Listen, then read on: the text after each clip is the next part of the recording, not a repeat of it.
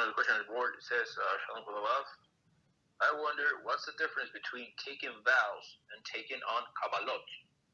If one takes on Kabbalot in public to learn more Torah, does it count as a vow?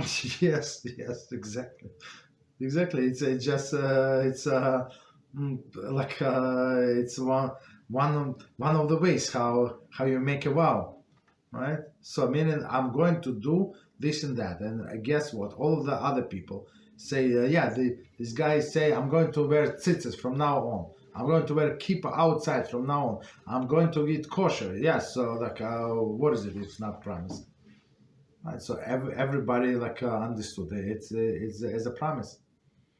I mean, if it's something that prescribed by the Torah, it's not a vow, because as we said, I think last time, so it's useless vow, useless, and like a vow in vain. So what is vow in vain? To say that this chair, this piece of wood, I swear that this is wood. Right? Of course it's wood, right? Or like something that is obvious.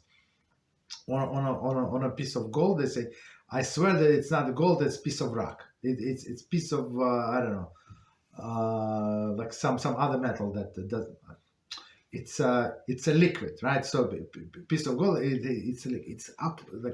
obvious that it's not true. So all of these things are forbidden, right? It's not good vows, and person is going to be punished for such statements, for swearing, and same as here. If for example, right, so the person was obligated to do something anyway, and he now swears, so it's not proper.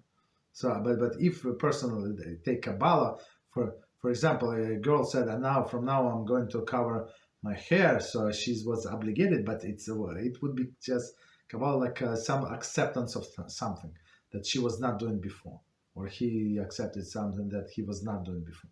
Said, I'm going to pray with minyan at least 3 times a week. Okay, so that's a big advance, but it's not a vow. It's like, in this case, it would be Kabbalah, but it could be both in the same time. Depends on situations. I mean, on what we're talking about.